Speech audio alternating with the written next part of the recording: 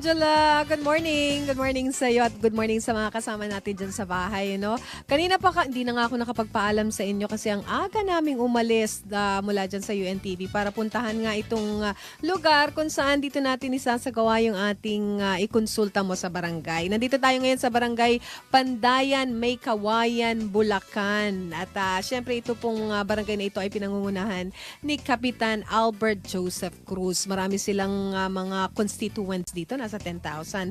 At ngayong umaga kasama natin para kamustahin naman at ang kagawad po ng Barangay Pandayan. Unahin na muna natin si Kagawad Mario Antonio. Good morning. Yan, Mama, good morning din po at maraming salamat po sa pag-unlak na pagpunta niyo po rito. Apo. At marami po kayo natutulungan na nakikita ko po sa ibang pinupuntahan yung po lugar na talaga pong active na active po ang mga proyekto yung ganito. Maraming salamat po. Isa po kami sa napuntahan ninyo. Ay, yan. Salamat po ng marami sa Diyos. At kasama rin natin ngayong umaga para po bumati rin sa ating lahat ang presidente po ng Senior Citizens Association of Barangay Pandacan. Ito na po si Nanay Pat. Pandayan po, Pandayan. Pandayan. Ayan. Si Nanay Pat Dalupang. Good morning. Good morning. Ayan. Good morning, Lynn. Ayan. You are very beautiful.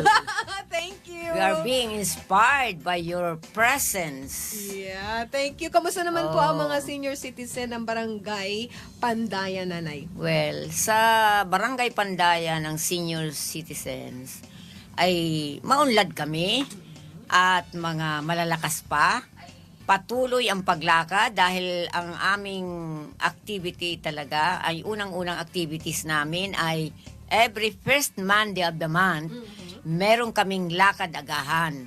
Kaya may kasamang agahan. Breakfast. Kasi breakfast. Kasi merong nagpapa-breakfast sa amin. Sino Yan po? ay kadalasan ay ini-sponsoran ng Rotary Club Uptown ng May Kawayan City. Ilan po ba ang senior citizen ng Barangay Oh, Pandayan? we have now, I think, running na kami sa 500 plus.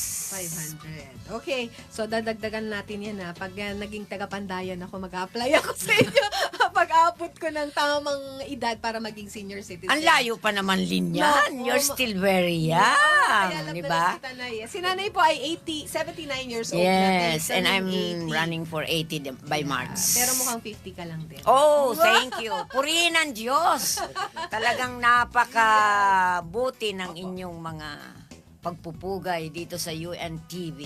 Yes, salamat po ng marami sa Diyos. At syempre, mag-update lang po tayo sa dami nga ng mga nakapila na mag-a-avail ng medical services. Kasama natin ngayong umaga si Dr. Gary Robel. Nasa 35 na po ang mga pasyente niya at nasa 3 naman po ang naghihintay na kay Attorney Pablo Ahesta para sa legal consultation naman po natin. Once again, dito po sa Barangay Pandayan, May Kawayan, Bulacan. Ayan, at ongoing po yan hanggang alas 8 po ang aming registration. So para po doon sa mga nakakabalita or nakakarinig, papuntahin nyo lang po sila dito. Wala pong pinipiling lahi, wala pong bayad. Ang lahat po ng serbisyong isinasagawa po natin dito. Kaya kailangan nyo lang po pag may sakit at may legal concerns, punta lang po kayo dito sa Barangay Pandayan sa May Kawayan, Bulacan. Okay? Salamat po once again kay Kagawad Mario Antonio. Salamat po ng marami.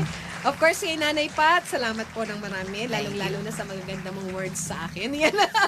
At syempre sa lahat po ng constituents po ng Barangay Pandayan, May Kawayan, Bulacan, maraming salamat po. Bukas, magbibigay ako ng mas may detalyadong report sa mga naganap na medical and legal consultation dito.